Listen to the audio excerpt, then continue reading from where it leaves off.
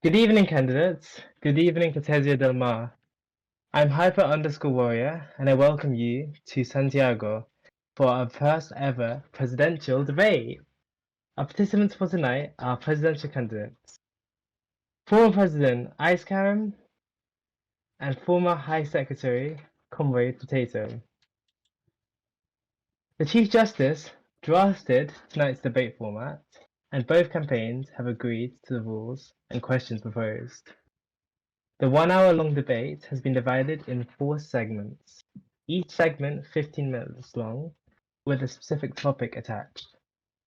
We will explore the topic areas: recruitment activity, capital and cities, security and foreign affairs, and finally, economy and governance.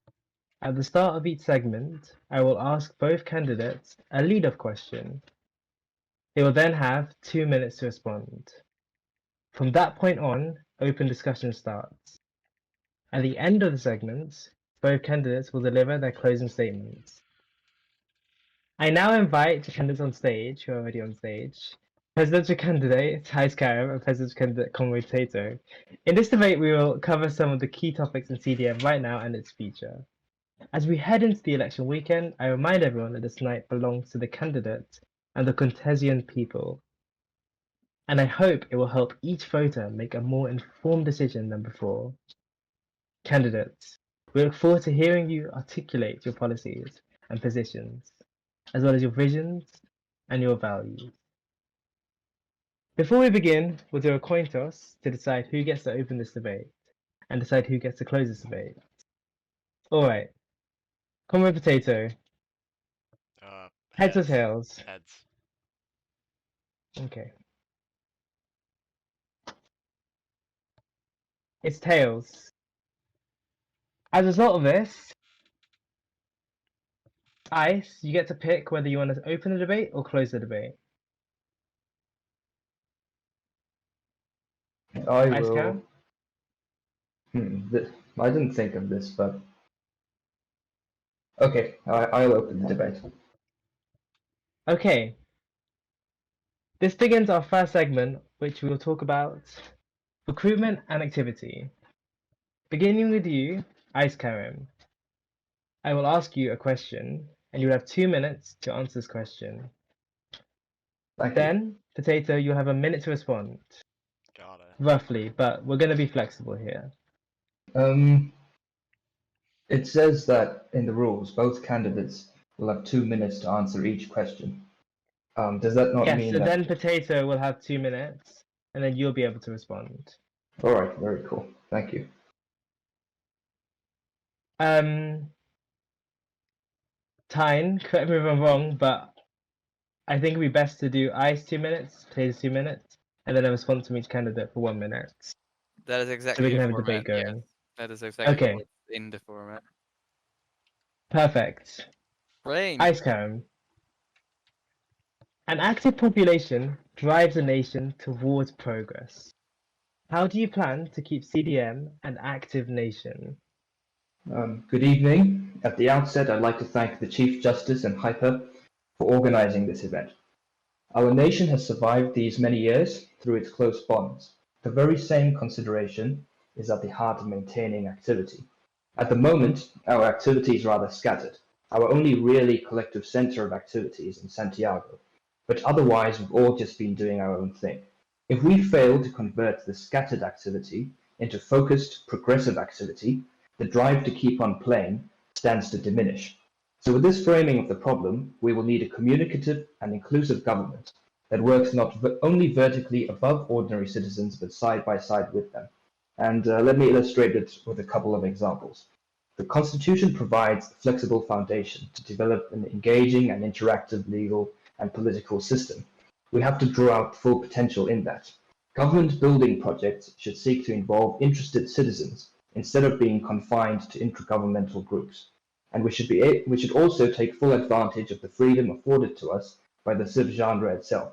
Our government should advance in its plans such innovation as breweries and markets. We should work with people interested in cartography to create maps of our nation. We should host plenty of events to celebrate our community. In so doing, we give everyone a chance to have a place in our nation, and we give everyone a chance to say, hey, I played a part in building this nation. Thank you, Ice. Potato, you'd like me to repeat the question? Yeah, could you? An active population drives a nation towards progress. How do you plan to keep CDM an active nation? Well, sorry. I mean, I've talked about this before, but I think we really got to we got to have VCs a lot. Maybe more regular events like this, where we all kind of get together and just talk to each other. Maybe, um,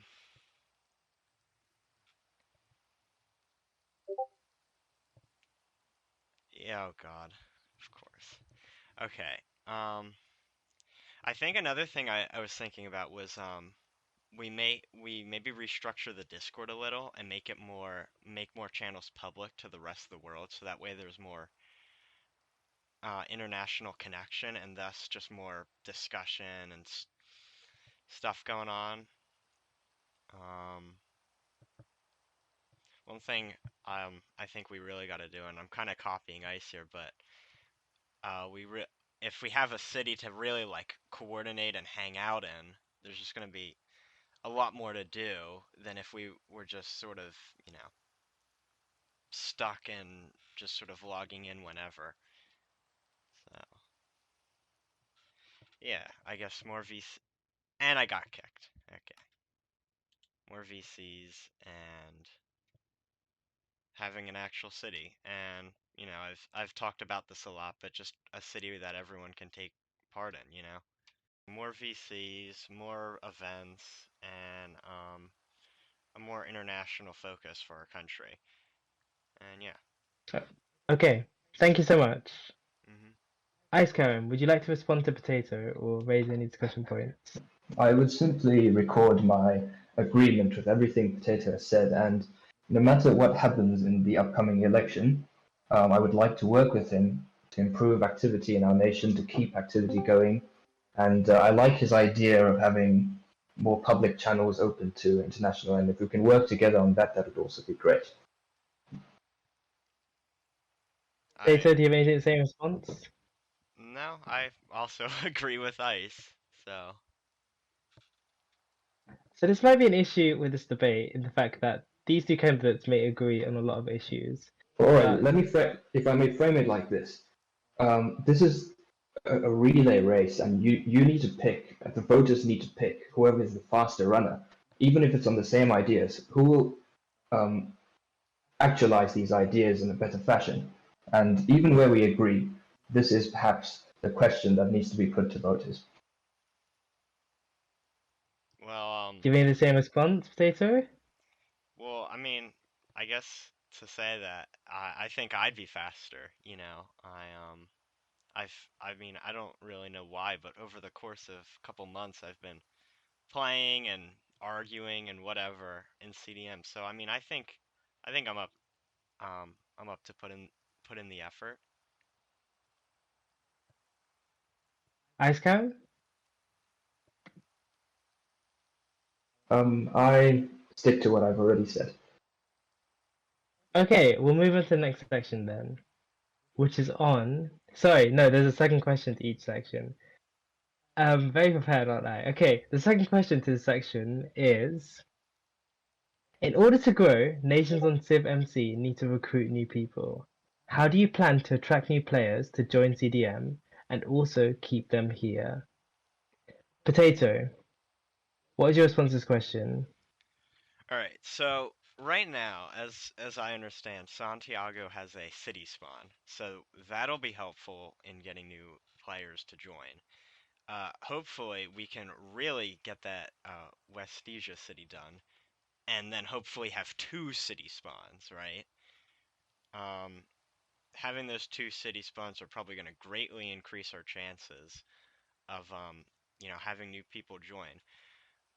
From my from my experience in Lambat, what I remember that most people that joined were either people who had spawned in Lambat or were already established players that had like were either from an allied country or like another big country, right?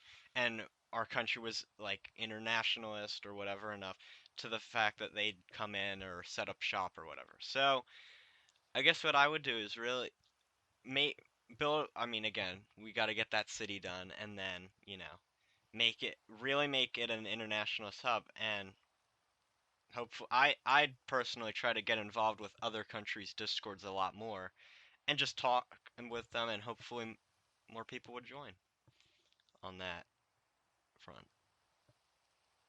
Thank you, Potato. Ice, do you ever answer this question, or would you like me to repeat it? Yeah, I've got the question. And in response to it, I would say that, well, recruitment in itself is easy. I mean, Cortesia is no stranger to gathering dozens of new players in a matter of weeks. We've done this before. What is difficult is quality recruitment. But fortunately, we are no stranger to that either. The quality of our national project is directly proportional to the quality of our recruitment. This is why on each server we've been on, we've snagged new members that have stayed for the long run. These are the Brickwall Gamings, the Beds, the CommradePotatoes, just to name a few. And I think we can all agree that the Cortesia of today is the best Cortesia we've ever had. We have extensive international involvement, a robust democratic process, and an audacious constitutional project, which I don't know if any other nation comes close to matching. We can and should advertise all this, but in carrying out our lofty ideals, if we are able in our actions to come across as a nation that knows what it's doing and has a unique, coherent vision, I don't see why we shouldn't attract like-minded people to join in and carry the nation forward. Okay, thank you, Ice. Potato, would you like to respond to Ice? Um, Not really. I don't think there's much I can say. If I may briefly respond to Potato, I would just mention that Potato mentioned that Santiago has a city spawn, and that can be to the credit of my running mate Yoda, who actually got that city spawn created. Also, the way that city spawns work is that new friends spawn when someone is nearby, so the city would already have to be active, and we would need to first put in place a plan to ensure that our cities are active in the first place. Aside And from what kind of that, plan would that be? um, I think the foundation to this plan lies in actualizing the potential that already exists in the constitutional order that we've created. For example, in doing what we're already doing by involving people in our events, in our democratic process, in involving people in buildings, in gathering other activities like improving our breweries, our markets, our industries. Thank you. Potato, would you like to say anything? You know, something I thought about is maybe we should. I was kind of thinking about maybe implementing a program where we off like all these houses are hopefully free. Maybe offer like some incentive. I mean, obviously there might not be much, but if we're just like here, have a few diamonds if you move into this building, um, maybe that'll encourage some new friends to stick around. So yeah. Ice, how do you feel about this idea of incentives? So, if I'm understanding correctly, Potato is suggesting that we incentivize. Sorry, if I may address a question to Potato, what exactly does he want to incentivize? Home ownership here in Santiago. I mean, it's a very big city, but I mean, I just look inside most of the houses in it. You can kind of tell it's empty. So maybe it would like I actually bought a house here in Santiago, and the price was 32 iron, which I paid just because I didn't really care. But maybe drop that and even encourage maybe like be like, hey, you almost get some resources just for moving in, you know. I mean, While I, sorry, if I you'd mean, like to we continue, could please. probably put that could probably be reworded as more of like a new friend package, but maybe it would be tied to like at least here, if you're just move in, you get a new friend package or something. I like the idea of a new friend package, and I'm in general agreement with Potato on this question. I would, however, I have reservations about incentivizing or really paying players to live in our houses because, I mean, that's a bad reflection on our nation. For one, because it implies that our nation only gets residents if we have to pay people to do that. And secondly, it should be the quality of our nation that entices people to come and reside. And also, the people that we want to recruit ideally are people who will contribute to the nation and not come into the nation to get houses for reward. Well, am I good to respond? Of course. All right. I don't want to make it seem like a regular sort of thing where we're like almost like reverse rent where it's like, oh, here every week you get a couple diamonds for living here. I'm just kind of thinking we do something where it's like, oh, since you moved in, you'll get a new friend package, some resources just to start off and hopefully encourage like, it might seem to many like it would be a waste of like resources because some people might still leave anyways. But I think that would be a cost we as a nation should be willing to pay in order to hopefully get more people to join. I gotta go a little off topic. I think we also need to focus on retainment, and I think we kind of need to make. Why did you guys just jump? You know what? I'm not gonna ask. I'm wasting time. But I think we should focus on like keep it like making it interesting for the regular citizen, making things that regular citizens can partake in. Have fun with. If I may very quickly respond on 2 points. So I agree Yeah, that's fine. I agree with Potato that we should seek not to have any ghost towns in Cortesia. I'm not quite sure the solution is to pay people to live in them because it is inevitable that many of the things we build are going to be empty most of the time. And we should try and find solutions to that. For example, the Constitution itself provides that every single national of Cortesia is entitled free housing, adequate housing, which entails like a crafting table, furnace, windows, etc. The second thing that I wanted to respond to is the idea of keeping people, which is very important.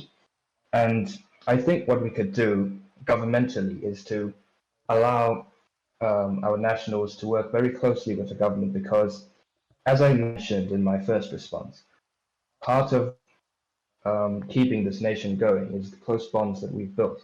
So the interpersonal relationships that we can build by having a government that works closely with people is probably essential to ensuring that we retain citizens with a close connection to the nation.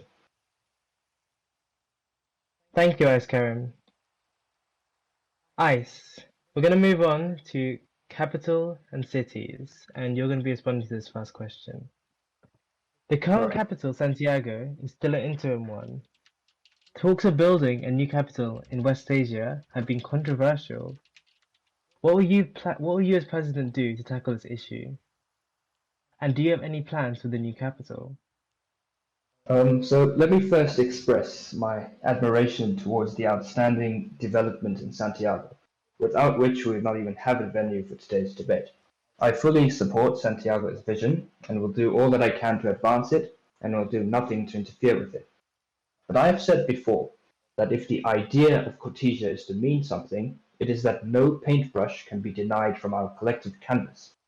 By ratifying our new constitution, an overwhelming majority of Cortesians agree that our capital city ought to be a manifestation of each of us.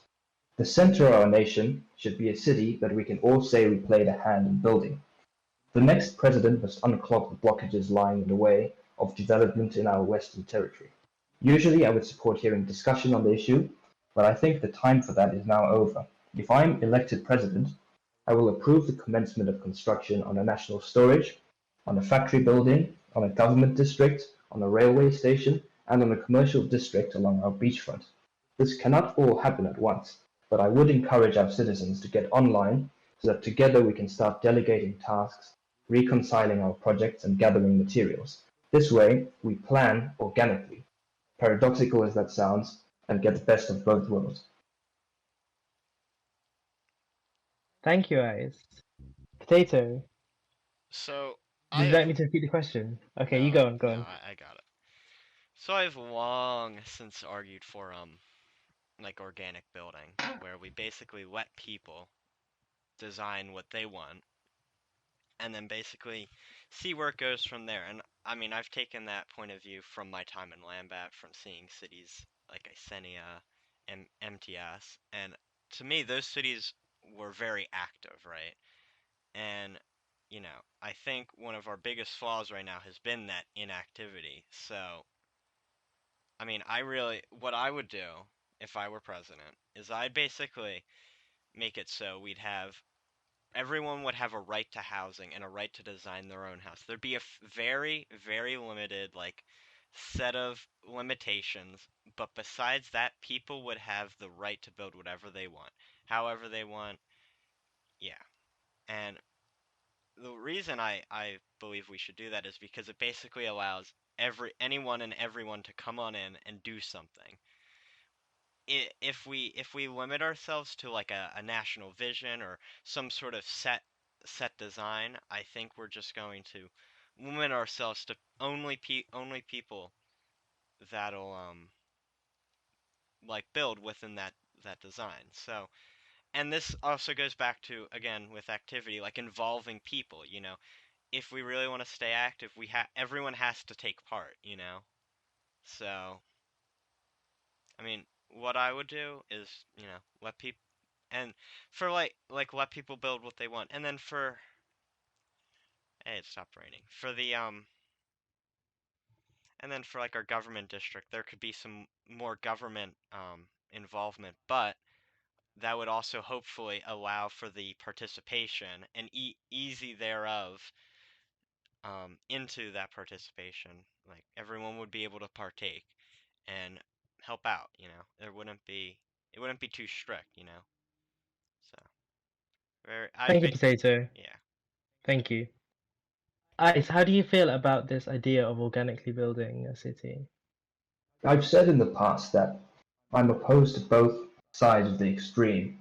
The one being that we should have a completely planned city, and the other being we should have an organic city such that what is placed and what is built is virtually anarchic. So I would ask Potato, what regulations would he envisage for a new Cortesian government to stem the potential mischief that could come from allowing people to build anywhere they want or whatever they want, like visual pollution, for example? So I think, all right. So I think there'd be some limitations, like limiting it to like you have to build with at least 2 materials, right? It can't be. It has to actually. You know, honestly, I think we could probably just appoint a committee, right, of a couple people that have different opinions on the issue, right? So I guess quote unquote bipartisan or whatever.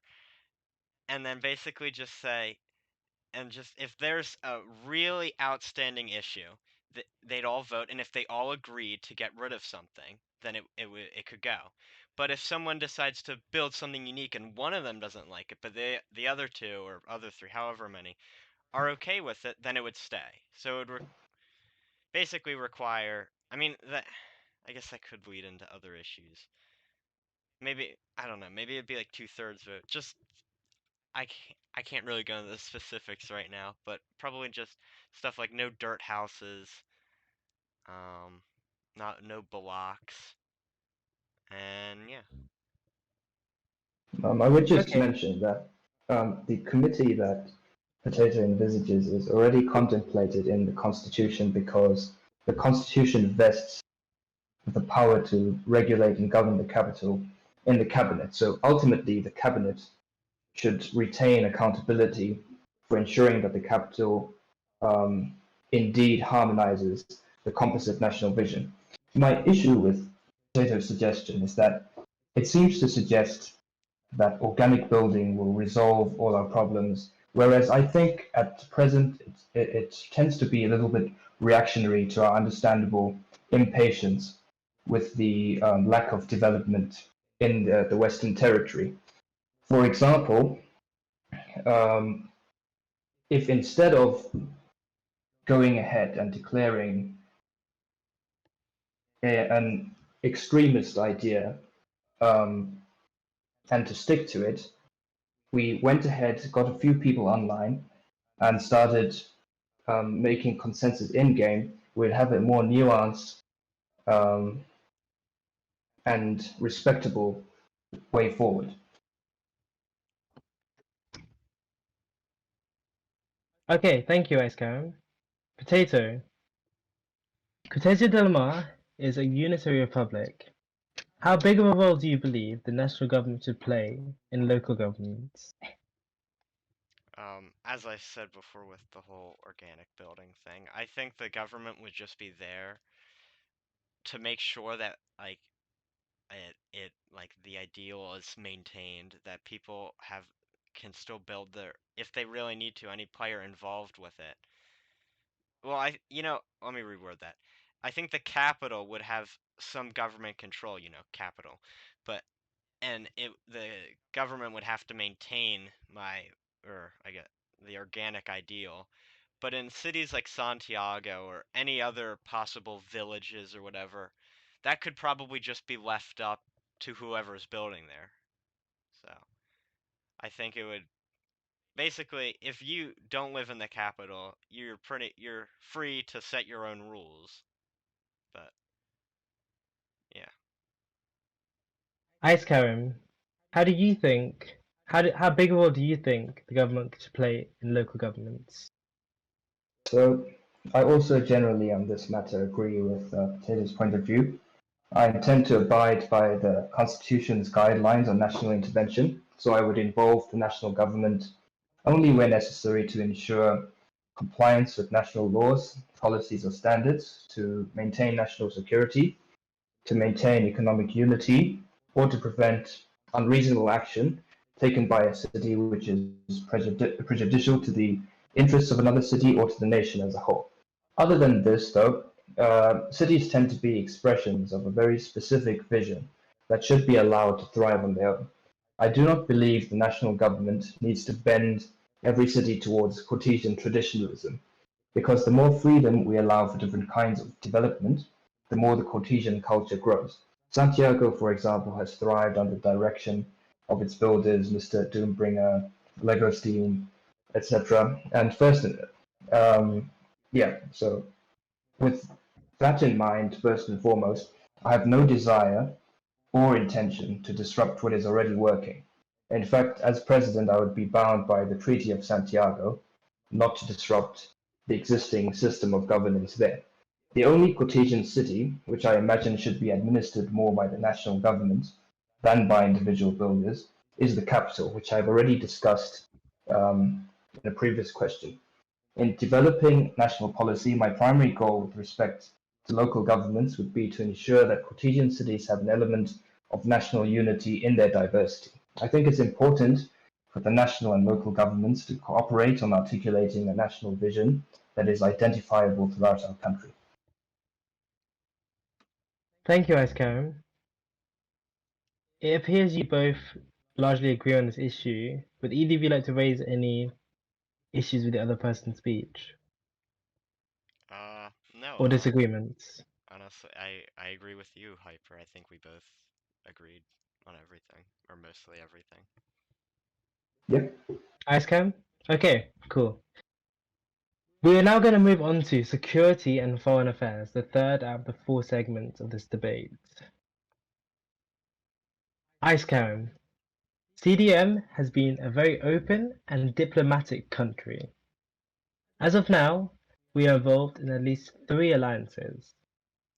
According to you, is this a good thing or a bad thing? Should CDM be less open and focus more on what happens domestically, or continue the diplomatic line and perhaps go even further? Cortesia's internationalism has always been one of our greatest assets. On Star Legacy, for example, we led the server's largest alliance, despite being a nation of only 4 core members. I do not think our international focus and our domestic efforts are mutually exclusive. We can strengthen both. Yoda and I share between us vast experience in international relations, be it from creating alliances such as the Conference of Eastern States, the March Pact, and the Dawn Alliance, leading alliances such as the Andromedan Republic, or drafting treaties for each of these mentioned groups, and many more. Continuing this work will be vital to elevating our nation to every world stage. But none of this takes away from our domestic work. Yoda has already established an extensive network of diplomatic exchange, and I would encourage him to continue his illustrious work in that regard. His reliable industry will allow me to focus my efforts on our domestic affairs without needing to worry about our global interests. The key to ensuring this successful interplay, though, will be creating a strong culture of communication in our government, so that each member benefits from the information held by another. And this way we strengthen our efforts in numerous departments without compromising any of them. Thank you, Ice. You know, Potato, do you have a response? on the topic of internationalism and CDM, what I've taken away from my time here isn't so much that CDM is a internationalist country, but that our former Vice President Yodabird is a very internationalist person. I mean, I used to be a lot more back on Classics. I used to play with or be active in a lot more Discords than I am now, and I'm not fully sure on the how many how active other players are in CDM, but I kind of feel like as a nation we aren't super involved with all those alliances we're a part of outside of Yodabird. So I think something we'd really need to do is maybe partake in more events with our allies, go to just hang out with more players from other countries. Yeah, I think I think I think and this is not really something I can do alone, but I think as a player base, we all kind of need to be a little more involved with the rest of the world if we want to maintain that internationalist position. If not, then maybe it might be time to move inward or something. Yeah, I completely agree with Potato that we need to involve ourselves more with other nations instead of just having relations with other nations that exist in formal documents. And I think many of us have already demonstrated our international prowess. I mean, for example, Verdon Atlas was a consummate foreign minister, and I previously served as Chancellor of the Andromedan Republic. So there are people in our nation that are very capable in fostering better international relations, but it would be a good idea also to develop opportunities for our citizens to be involved in more meaningful ways. Do you agree, Potato? Yeah, no, I agree. I think we all just kind of have to be more involved, and yeah, maybe And as if president, I'll try to set up more events for the rest of the world to come in. More, I mean, not I mean more just like maybe like a Olympics or something like that. I mean, those were common on Classics, and a lot of people showed up. Now, I'm not saying we host the Olympics, but it'd just be something. Maybe we create a sport or something. Like, Danzelona has its hockey. We create something for Cortesia. So yeah, on that note, I would also think that we should try and send a Cortesian team to any international sports game like Danzelone and hockey, or even if an Olympics is hosted elsewhere, we should make our best effort to send a team there and get our international presence up. maybe we could all. I mean, maybe we make some more Reddit posts too. You know, really show off to the server. Hey, we exist. That's Right.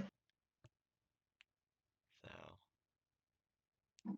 Okay, Potato. As the President of CDM, what role should the military play for the country? Like the which ministry? Like the The military. oh, the military. Oh, all right, military. You know, I think the military should really just serve as serve for the defense of CDM and and for the defense of our allies. Really, I personally hope never to have to use the military offensively unless absolutely required. All diplomatic means have failed. Uh, as president, I would try to I would treat the military with like respect, but I'd also hope we temper it and not use it aggressively or anything. Also, I'm sorry if you guys heard my phone. Ice, how do you feel about this? I think a good starting point is to look at our constitutional preamble, which says, "If horizons shall herald crossbones, arms a brute reserved, defend the land. Moonlit course, wax as enemies do wane, but arms despite, more lend a helping hand." Cortesia Del Mar is not a militaristic nation, but we are a nation with military capabilities. In the grand scheme of our history, this is a relatively new development, but I think it is a positive one. Look around Santiago today, where we stand, and you will see a plethora of traps. During the war, as miscreants such as Bar and Easy to Clutch menaced the southeast of the map, they served their purpose. As soon as these traps were installed, such players stopped showing up in Santiago. Soon, all these traps will likely be covered up because they are not so desperately needed anymore and will be hidden from sight. But the tunnels beneath us, which connect them, will remain, silently in wait for if and when they are called upon again. This is, I believe, a microcosm of how our military as a whole should be viewed. In an ideal world, military capabilities wouldn't matter at all, because the world would never call on them. But if there's anything we can learn from the recent 2 months of World War that we so narrowly avoided being dragged into, it's that being able to back up your words amplifies them. It is the difference between innocuousness and importance. So in short, while we should seek to use our military might as a last resort, we should not use force when we can use diplomatic means to resolve problems. A strong military would be a strong deterrent against an international threat. Potato, how do you feel about having a strong military to deter international threats? So I think having a strong military would probably only be really beneficial. Um, I I mean, if we really think about it in terms of Civ, the military is going to be the military could very well consist of National Forum members, judiciary members, me, who knows? The military will be itself the government, you know. It won't be it's unlikely the military will be itself a separate part of the CDM government. So I think having a strong military would be good and would lack many downsides. In order to get there, I think maybe we should cooperate more with our allies. Maybe have Mr. Yoderbird teach us all, retrain me on PvP, and just get us all ready in case something were to happen. You know. But I'd still like to reiterate that I do think we should be tempered and treated as a last resort rather than an initial response. I'm not saying that's what ICE has been saying. I just want to say that, make sure it's known. Yes, But Ice, to add, you go on, you go on. so, I was just going to mention, okay, so two things. First of all, a strong ability to resist armed attack will allow us to give our laws teeth. I mean, our 136-page constitution will mean nothing if we cannot actually keep people to those laws. I'm also the author of the provision in the constitution that says that where possible, we must always use force as a last resort. I'm also the author in the March Pact and the Security Enhancement Council Treaty of the provisions for mutual defense. So, as Potato has mentioned, I'm a strong proponent of involving our allies in a defensive cooperation.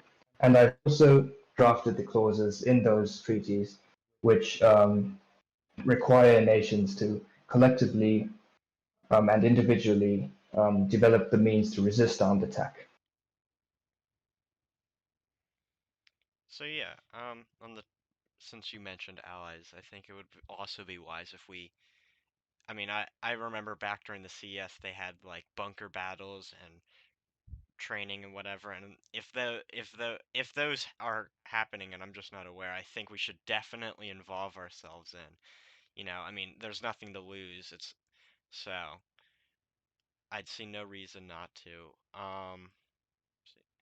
Yeah, I and yeah, just more cooperation with our allies. And if there isn't anything, if the SEC, MP, whatever, if they aren't doing anything, as like I guess I'd be on some leadership councils, I definitely encourage that we do that and hopefully try to get that done if it's possible. I apologize for the continuous self-promotion. If I may, if you'll forgive me for doing this once more, I would That's just okay. also say that it was my running mate Yoda who led the efforts in the Conference of Eastern States to host bunker battles. So I think our ticket has proven itself effective in developing cooperative mechanisms between our allies to fulfill the capacity to resist armed attack.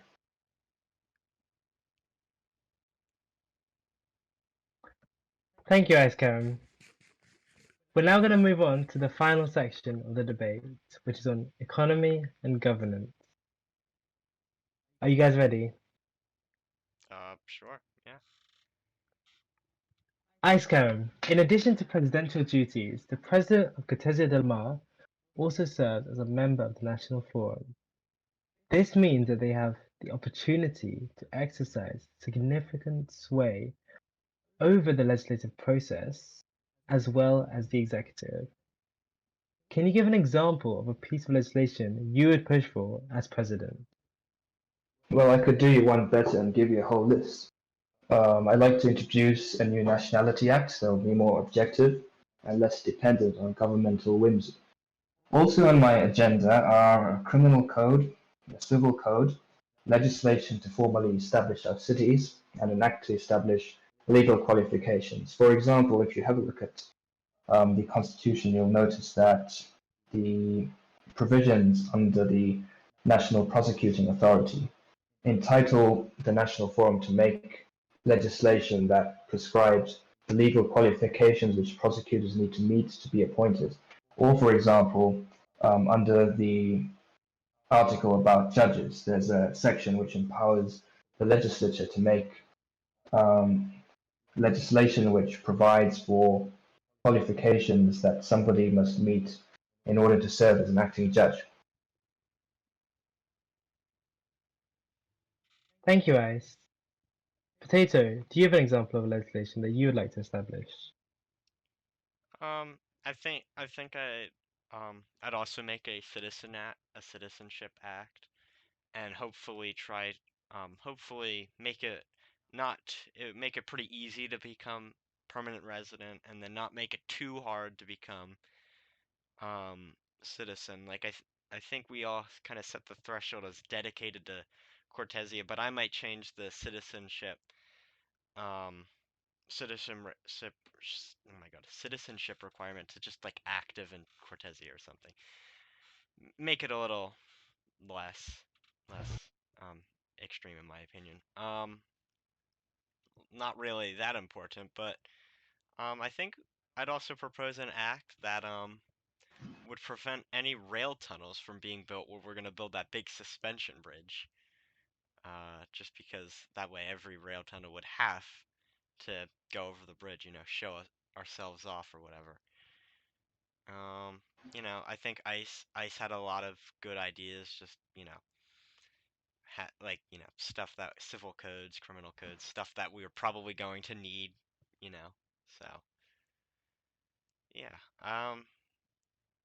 I don't think I mean, I think I'd try legislation would hope hopefully come out about as just as more of a reaction to certain events, because if something happens that we haven't accounted for, then that's when I think legislation will really matter, and then we can fix it. So yeah. Thank you, Potato. Ice, how do you feel about the Citizenship Act? If I may direct a question to my learned comrade about his proposed Citizenship Act. So, in what way does he feel the current Appendix 1, and mind you, I also want to make a new Citizenship Act, but in what way does he feel that it doesn't cater enough to the line between activity and inactivity required for somebody to attain citizenship? Potato? I'm sorry, Ace, could you just say that again? Certainly. So, in what way do you feel that Appendix 1 of the Constitution, which says that somebody may be accorded citizenship if they are habitually or primarily resident in the Republic, in what way do you feel that does not adequately account for activity as the required standard to become a citizen? I guess I think that maybe um, people don't have to live, like, I don't know. I kind of get the impression it means more like exclusively living in CDM, which I don't think it says, but I just hopefully encourage. I think it would be better if we encourage more people to get citizenship and use permanent residency as more of a stepping stone, rather than like a permanent sub-state that some people could live in. I don't know, to be honest. I think my personal preference for a citizenship bar is to have people pass a test, um, identifying things that every active person in the nation should know. Because if we leave just the standard at quote active, then we give the government a very powerful tool to determine who gets the vote in this nation. And I would prefer to keeping that out of the hands of the government who relies on the vote to be elected in the first place. So to replace the current act we have with a more objective standard would be preferable, in my opinion. I agree. Thank you, Ice. And thank you, I Potato. Would you like to add something? no, I think I'm good. That moves us on to the last question of this debate. I hope you've enjoyed this debate. I've Right, had this some has really been interesting nerve-wracking responses as from hell. both of you. I'm sorry it's been nerve-wracking, but you've both done a great job here, and it's been really interesting to hear your different responses to these questions, Yeah, which have covered the breadth of CDM. this has been And we're fun. now onto the last one, Potato. One could say CDM has a favorable location in the world. Can CDM become an international hub? Do you have any plans on the promotion of trade and generation of economic activity? Well, I'd probably take like I guess a libertarian point of view, and just like let businesses pretty much do whatever they want, because really honestly, if we were talking about Civ, regulating a business at all would be pretty cringe, and then people would probably not move in at all. I think, something I think we should do is maybe link Santiago onto Westest, because right now I don't think it is, and there are some like shops here. No, not any major shops here, but regardless, if we want people showing up, it would be a lot easier for people to actually get here to Santiago. As for building an international hub in Westesia, I think that really we just got to get a city going, and I mean once we have that city, eventually, hopefully, people we'll make some shops, and then, I mean, invite global companies. I don't know if Titan Industries is around, but I'd have no objections to them existing, or some company like that, like some big company. I mean, obviously not like an evil company, but you know what I mean. So, yeah, that's Thank you, Potato. Karen, I completely agree with Potato. I'm not a libertarian in real life, but I agree that our economic policy should, at least at the start, be libertarian. I mean, there is no silver bullet for becoming an international economic hub, and of all the forms of internationalism on which Cortesia has thrived, commerce is always the toughest nut to crack because rather than reliable actors such as nations and alliances, the fate of commerce is determined by the whims of individuals and the market. So as a consequence, our strategies for promoting trade should focus on indirect interventions and non-interventions, which encourage players to come to our cities for commerce and to develop their own businesses. So this means joining ourselves to the server's burgeoning overland and underground rail networks, which means making explicit room in our cities for commercial activity, such as the Santiago marketplace just to our south. But this also means to some extent staying hands-off. Trade flourishes on its own and we do not need to over-legislate it, and we should seek not to regulate unless absolutely necessary. Because the core idea of Minecraft, the reason we're all playing is because we have the freedom to create anything we want. So I think as far as national legislation goes, let's say fair approach to commerce is the right one. And I'm no disciple of Milton Friedman, but in Minecraft, I think that the best solution to encouraging initiative is letting people take initiative as they please. Potato, I disagree with this libertarian view. Would you like to defend it? Yeah, I agree with Potato's libertarian view. Okay, so you guys agree yet again. How fun. you know, Potato, do you have any disagreement with him? So, something else that maybe we should do is create almost like a national company, because we have all these farms and stuff. I would actually encourage that we export some of that to our other nations. Set up shops like and also the construction of an XP exchange. I think building all those would be useful. I completely agree. In fact, we've already been approached by Yota to export to them XP materials. So we, with the existing infrastructure that we have any surplus for our own needs, from our own needs, we should certainly look into using our government as a company. You know what else we should do to make a lot of money? We should have like a few players just obsessively mine diamonds. Like obsessively, that's all they do. Like in Southshire. That's exactly what I'm gonna do. No, okay, that was just a joke. We gotta lighten the mood before the debate ends. Also, I think there are some niche industries that we can develop in our nation. Like, for example, I know that John Katz has been actively working on his brewery, and our government should be able to do more to support these individual institutions by promoting them in the international market, getting people to come over here to buy our local produce. I hate to sound like Liz Truss, but yeah. Thank you, IceCarim. Something else we could do. Maybe we also maybe we have some map arts made, over the Santiago Straits, and that way, we could sell those too.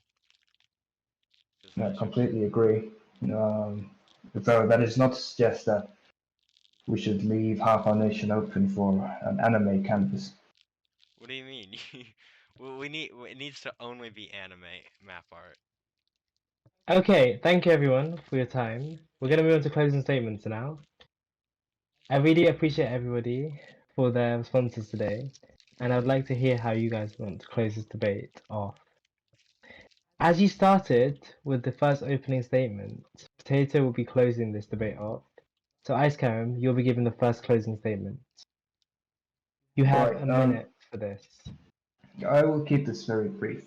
I've not prepared anything to close this debate. I thought I'd see how it goes. But I think today we have told you what the nation means to us, and we have told you what we want the nation to mean.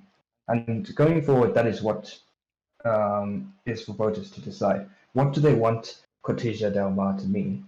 And since Potato and I largely agree, the choice to you voters is which of us do you trust to bring into effect our plans and ideas better. And thank you all for attending, and I thank you, Hyper and the Chief Justice, for hosting this event. Thank you, IceCarim. Potato. You know, again, to kind of copy Ice, I thank all of you guys for doing this. It's pretty cool. Yeah, I personally think that I'll do this. I'll get this stuff done, you know. Obviously I can say that, but and you guys can believe me or not believe me, but you know, I've been for the past like 3-4 months, however long we've been doing, I think I've been able to stay pretty active, so I think I am up to the task, and I hope that the voters think I am too. Yeah. So thanks again for doing this. It's been very fun, and good night, CDM. Comrade Potato, I appreciate you giving your time today for this debate. This has been an interesting hour, and I hope you both and the audience have learned a lot from this debate, even though you guys have agreed on basically everything. Yeah, I hope you all have a good night.